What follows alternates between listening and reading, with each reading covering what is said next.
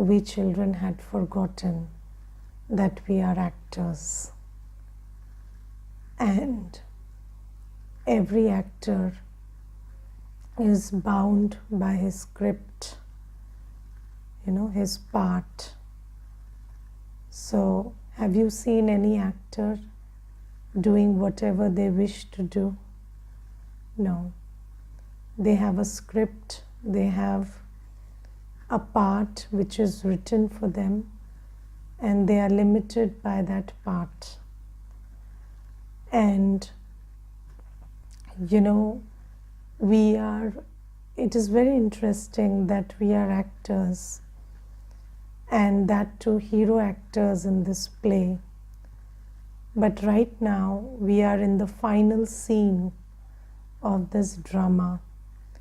And have you seen that in the final scene, when the hero and the villain are fighting in mud, it is very difficult to find out who is the hero and who is the villain. So they almost come at the same, frequency.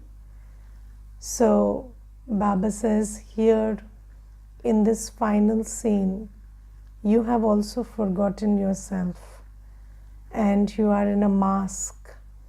So I always like to think of ourselves as masked actors. So, we have forgotten our original face, original virtues, but even behind the mask, we are all different. So one thing is, we are originally different from each other, and then in the present reality, we are different from each other and also very far away from our own original state. And here Baba has come, and now Baba is asking us to, look beyond this mask of ego that we are wearing, this mask of the body conscious self which tells us you are this and that and the other. But Baba is asking us to look beyond the mask and realize who we really are. And it is interesting that, you are you. So you cannot become someone who is not you. And if originally amongst all these souls in the world, you are that pure divine deity soul, then you will have the urge to again take up purity, again follow Srimad, and again go back to being yourself. So this is very interesting. On the surface of it, when somebody asks us, so there was this one person who came some days back and they asked that, so you are also practicing a path and you are also into a philosophy and you people are also on a path. So I said yes and no. So they said, what does yes and no mean? So I said, yes, there is a philosophy, yes, there is a path, but then there is a deeper spiritual reason why we are here. And it's not just about, about embracing one of the many philosophies or embracing one of the paths. It is much more beyond that. So then that person was asking me, so what do you mean by there is a deeper spiritual reason? So I said, you see, there is a path and there is a philosophy which is very unique to every soul. And to me, this is my destined path. So, it's not like, I have chosen it. Yes, I have chosen it. But then I'm destined to choose it also. And this is something we need to realize. So, it's a choice and also destiny. So, Baba says that when you start understanding these things, and Um, I always think that the biggest illusion that we are living in this world is that you can understand somebody, or you can understand somebody's journey, or you can actually help somebody in their journey. So I think, this is the biggest illusion. And, yesterday there was one lady, and she was, for 1 hour, she kept telling me about her troubles and about how she's suffering and about how there are trust issues in the family and this and that. And believe me, I could not empathize with even one thing she said, because according to me, if I was in her place, I wouldn't make the choices she's making. So she's a totally different person from me. Her sanskar is very different from me. But then I listened through the whole thing, and then she felt that, I felt much better when I talked to you. She told me, I really felt like, a big burden has been lifted, and I felt like I've got some healing, or, I've got some strength from Baba. So then there was this another person, and they said that, Didi, you are not this person, and I understand that there was nothing you could have related to. Then how did she feel that, she felt light? So I said, you see, it's not important that we understand each other's journey, or we should have the capacity to understand each other's suffering. It's not necessary, because you can only understand a suffering if it is similar to your suffering. Okay, so if somebody's karmic account is similar to me, for example, if I have a physical ailment, then I understand the pain of that ailment, and then somebody tells me, it's aching too much, so I will understand, okay, when I had that ailment, it ached so much, so that might be the pain they are suffering from. But even in that case, what are you identifying with, their pain or your pain? So you don't know what is their pain. Can you really understand what pain the other person is feeling? You don't have the capacity to do that. But I told that fellow, that the most important thing is compassion. So it's not important that you understand somebody's suffering. It's not important that you empathize with somebody. It's not important that you understand their journey. What's important is you appreciate the fact that when they say they are suffering, and you have compassion for that. You don't question anybody's suffering, and you have compassion for it. And in that compassion, what is an act of compassion? An act of compassion is sharing Baba's knowledge with them. So, not because you agree with that soul, not because you think they are right, not because you think they have been wronged. It doesn't matter. Even if you think that that person did something wrong and the other person they are talking about is actually the victim, you may knack your brain in 100 different ways. that's not important here. What's important is, when they say I'm suffering, you accept they are suffering, and you have compassion. And the only act of compassion is you share Baba's knowledge with them. You tell them that you are a soul, you are Baba's child, and you have the capacity to tolerate. You have the capacity to discern, decide, face, make choices, choose to be happy and peaceful come what may. And if you remember Baba, you will receive power. This is all that we need to do for each other. And I was just thinking, today Baba is saying that you be concerned about yourself first. So Baba is today, I don't know if you underlined it, but Baba says each of you has to be concerned for your own self, you know.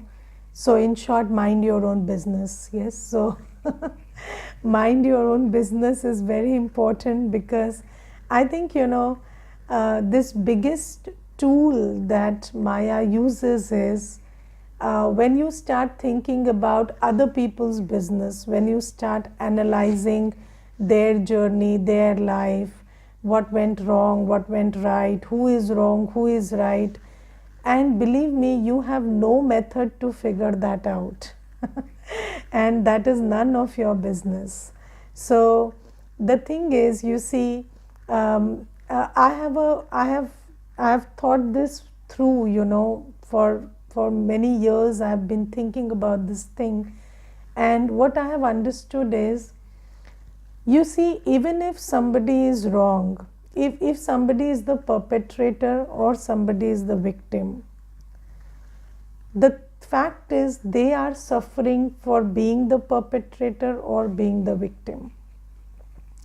You are not suffering because of them, are you? No.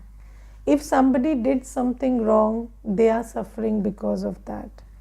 If somebody did not stand up for themselves, they are suffering because of that. So it is none of your business to decide whether this is a victim or this is a perpetrator. Don't go into that. Your job is the job that Baba has given you, and that job is to have compassion and share Baba's knowledge, power, light, might, truth with them. Okay, that much you do. And if you can't do even that much, just have good feelings and good wishes for everyone. Yes, so it is not important that you pronounce somebody as the victim or the perpetrator. Is it important? No. Can you, if somebody is the victim acting like the perpetrator, yes, or a perpetrator acting like the victim, can you actually bring about justice? Do you have that power? You don't have that power. So why knack your brain in that? Yes, so just be detached, have compassion, and give good wishes, good feelings to everybody. Even if, so you know, even if somebody is in the wrong, somebody has done something wrong, so can they escape the law of karma? They cannot escape the law of karma.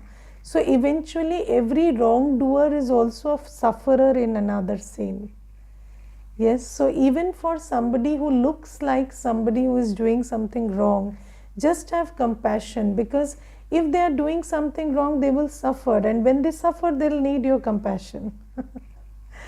So just give that to them.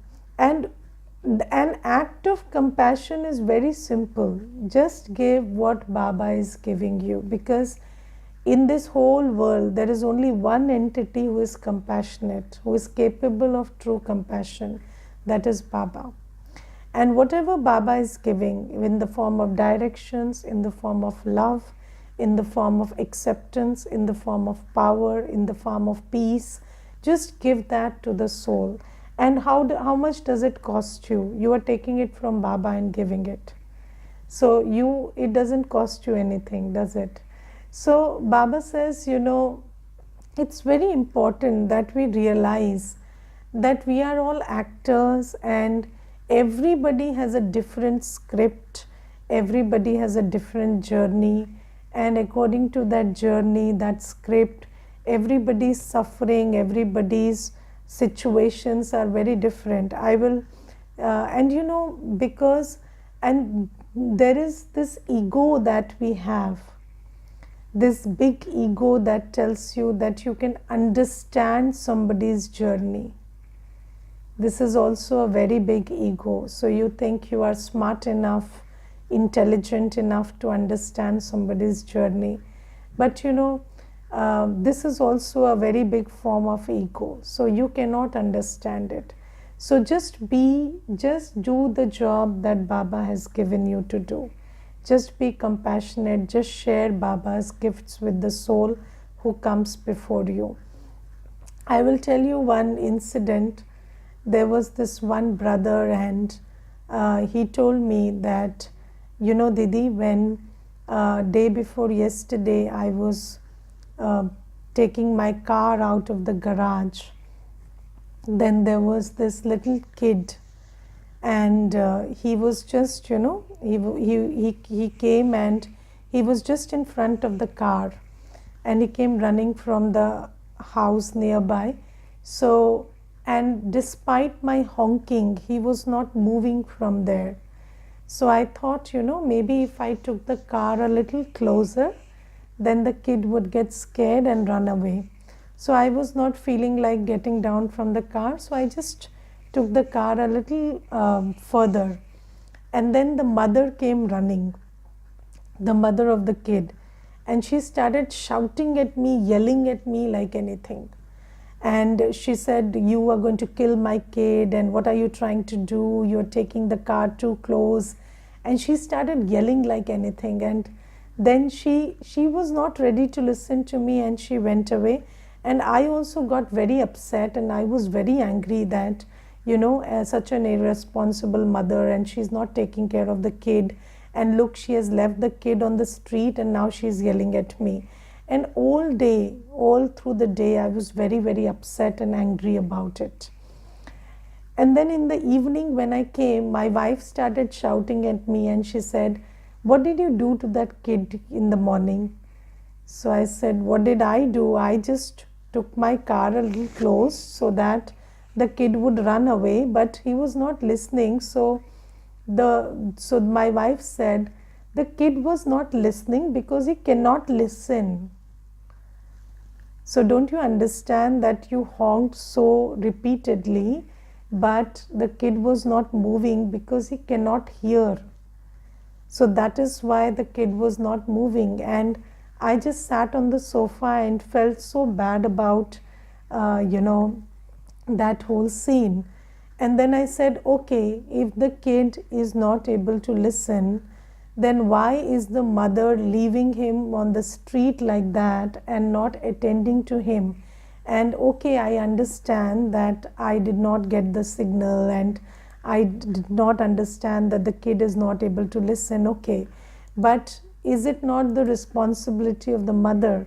So then my wife said, these people have just moved some days back in our neighborhood, and both the husband and wife are suffering from cancer, and they have a deaf and dumb kid. And so because the treatment is so pain intensive, so sometimes they are not able to take care of the kid. So this is the actual situation. And then that brother told me that I went to their house and I said sorry, and he said that this is such a big turnaround that happened in 8 hours, which had never happened in my life, that I was in the morning and all through the day I was so angry on this family, and in the evening I was going and saying sorry, and I almost had tears in my eyes. So he said, you see, Didi, sometimes we are so myopic and we don't know the whole story. But I told him, maybe in this situation, you knew part of the story, you came to know part of the story, okay? But in most of the situations, you will never know the whole story. Yes, will you? You will never know the whole story. But it's okay, is it not? How does knowing the story or not knowing the story matter? What matters is, Baba has given us very clear Srimad that in any case, be compassionate. Do what you are meant to do what you are instructed to do what you are guided to do by Baba. Yes, think egolessly, speak sweetly, and see everyone as a soul and behave properly. Even if somebody is shouting, know there is a reason. if somebody is doing something, no, there is a reason. Yes. So just know that there is a reason, even if you don't know it. And appreciate that reason, even if you cannot understand it. And do your duty as a soul, do your duty as Baba's child. And as Baba's children, we are very fortunate. We have received everything from Baba. And it doesn't cost us anything to share what gifts we are receiving from Baba. So this is what Baba says. And today Baba is underlining purity in the whole Murli. In the whole Murli is about purity. And Baba is underlining that if you want to go to that world of happiness, then purity is imperative, because that is a viceless world. This is an impure world. Yes. And Baba is telling us that in this quest for becoming pure, or in this effort of becoming pure, there is always this battle with Maya. Yes. So purity, so one thing is we have to become pure if we want to go to the pure world. And second thing is there is Maya, which is unrelenting. So Maya will not give you a way to become pure. Yes. And Maya is, and you know, sometimes I think that how important and how fine a subject purity must be, that Baba is underlining it every day, and still purity remains a far cry. Yes, purity is so subtle and purity is so fine that every day Baba is inspiring us and giving us the strength and the direction to be pure. But still, why is it that purity remains such a challenge? So you see, most BKs, they take up celibacy, and celibacy is something that is the first and the grossest form of purity. Okay, but then that is just the beginning. But then purity is, so you know, purity is in every aspect of our life. So if you look at our drishti, if you look at our mind, the approach we have towards our body, our relationships, the food we eat, what we watch, hear, how we see, everything is impure these days. The way we use our money, the way we earn our money. So purity of body, mind, wealth, relationships, food, drishti, if you look at that, it's a very big subject.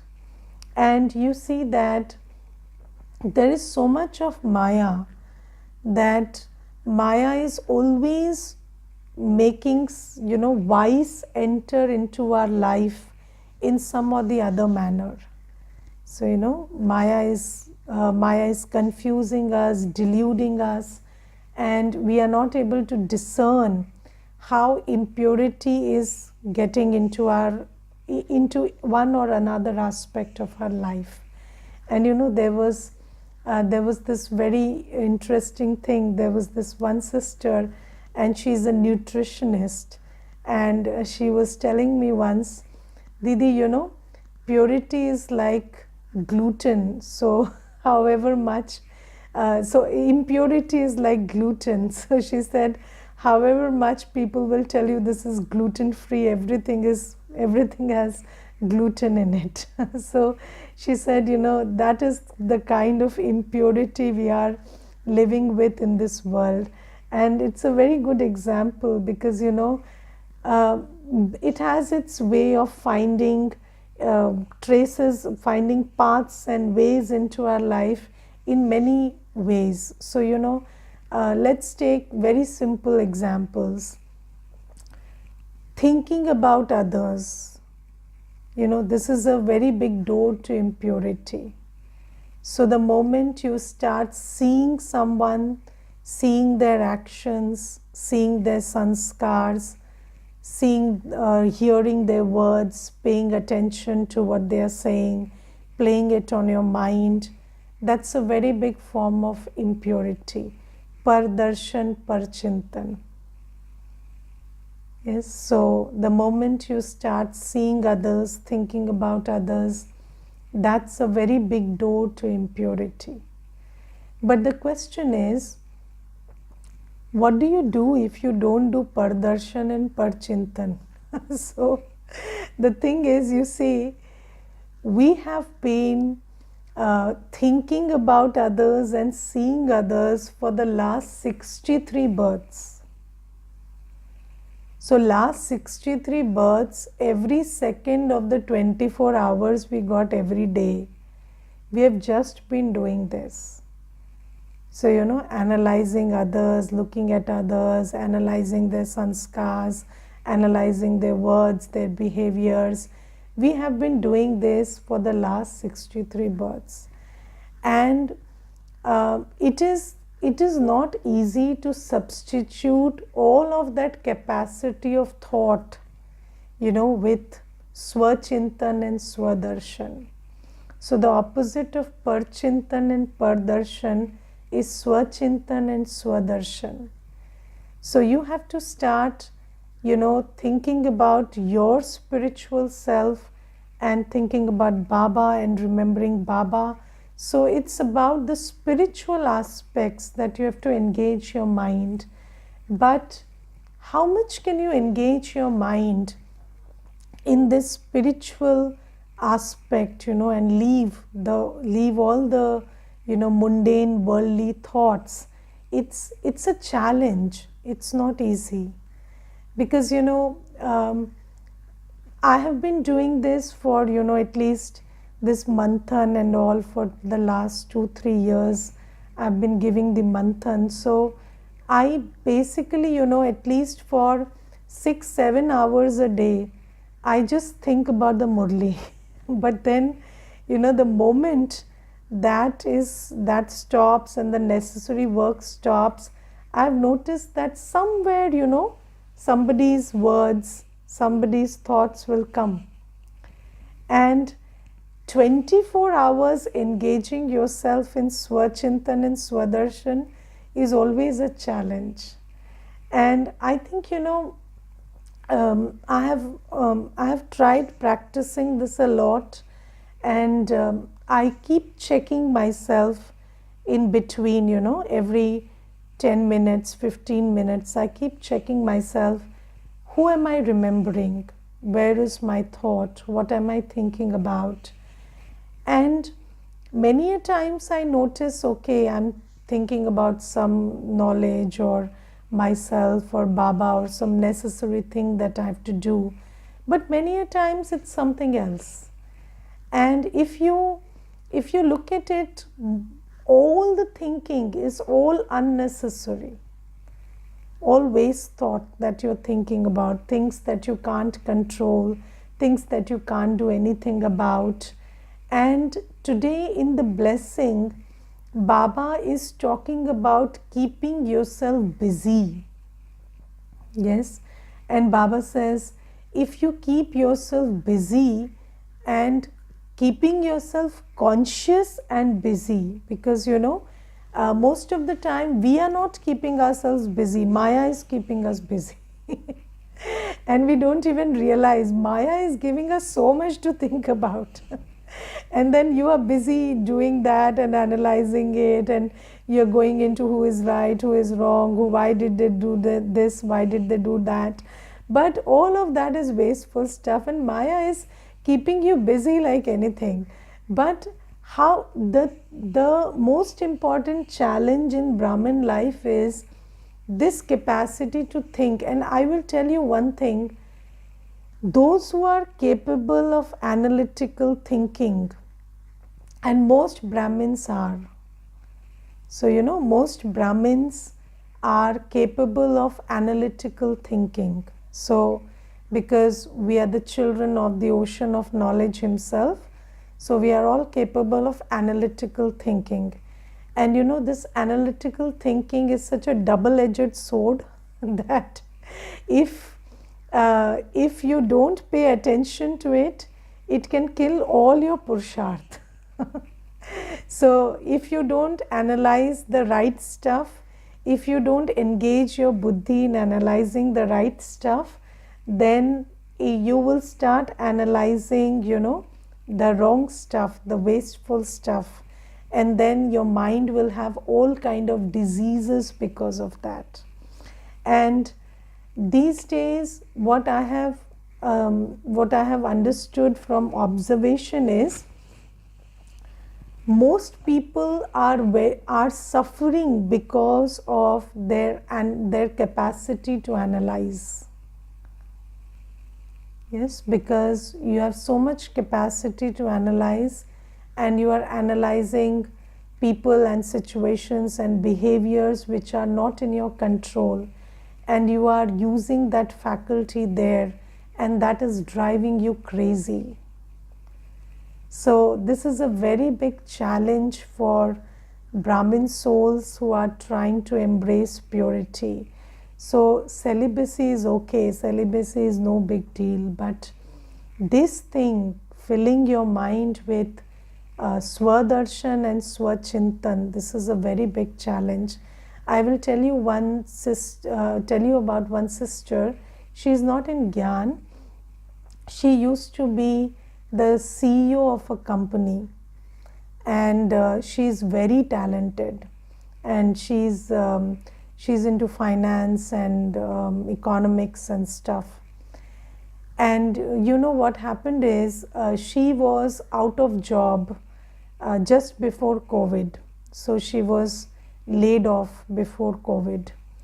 And then 2 years of COVID came, and she was not reabsorbed in any job. And then after 2 years, when I met her, she had come to the center. So she had almost all the mental illnesses you could think about. So she was delusional, she had depression, anxiety, everything. So then I asked her, what happened? And you used to be a very different person, and I met you earlier, and what happened in these 2 years? And she said that I thought and thought, and those thoughts drove me crazy. And I did not know what to do with my capacity to think. So I asked her, why didn't you write articles? And you are such a, you are a knowledgeable person in your field, and why didn't you start analyzing, financial stuff and economic situations, and why didn't you use your capacity there? So she told me, I wrote a few papers, but nobody was ready to publish it. So I just left writing them because it was not lucrative. And then she said, but it costed me. You see, because I did not do things because it didn't pay me well, but this thinking, because I did not anchor it somewhere, it has driven me crazy. And today Baba is underlining keeping yourself busy. And keep yourself busy. Don't allow Maya to keep you busy. Because when Maya keeps you busy, that is the path to great sorrow and great pain. So it is very important that we keep ourselves busy, and so our body, mind, wealth, so the energy we have has to be utilized. Our thought power has to be utilized. Our wealth has to be utilized. And if you are not consciously using it according to Baba's Srimad, then obviously it will flow to the wasteful and negative channels. So this is the biggest challenge. And read the Murli, analyze the Murli, think about the soul world, think about Baba, think about Baba's virtues, think about Sangam Yuga, think about the new world that is coming. Just keep churning the Swadarshan Chakra. Keep thinking about your virtues, your qualities, and analyze them so much that there is no space to think about other stuff. And of course, there is necessary stuff like the work you're doing or what is to be bought and this and that, cooking, this, your bank account, details of your phone numbers, this, that you do. But apart from that, keep yourself very busy. Keep your mind very busy. Keep your body very busy, because if you don't use up your physical energy also, then all your sense organs will start troubling you. Have you seen that the sadhus who take up celibacy, have you seen that in Jainism, when they take up celibacy, they keep walking on foot. They just keep walking on foot. They don't take vehicles, they don't take anything. They keep walking on foot, and wherever they go, they just go walking by. Because when you're pure, you have too much energy in the body also. And this energy, this capacity to think, this can become our enemy if we don't use it properly. So keep yourself physically busy, sweep the floor, mop the floor, do dishes, cook, do whatever you can. Keep yourself physically busy. Otherwise, your senses will betray you. Otherwise, your eyes, your every organ of your body will start having acts of, attacks of vices. So you have to spend your energy. You have to spend your thought in purposeful creative thinking, purposeful creative seva work. And this is why Baba has given us these two tools, remembrance and seva. So keep remembering Baba, his virtues, your virtues, the golden age, the soul world. Keep remembering and keep yourself occupied in seva. Yes, so even if it takes, you spend 2 hours preparing 2 tolis, offer it as bhog to Baba and just accept it. But use your energy, use your thought, because if you're not doing that, and I have experimented with it a lot, and we have too much capacity to think and too much energy. Brahmin souls are very well endowed with that. That is our, so it's a double-edged sword. If you use it properly, it can make you the master of heaven. So if you use all your faculties for yad and seva, that can create heaven for you. And if you don't use it productively, that can harm you a lot. So this purity that Baba is underlining today has to be paid a lot of attention to. And instead of battling with Maya, keeping yourself busy is the method to win over Maya. Okay, Om Shanti.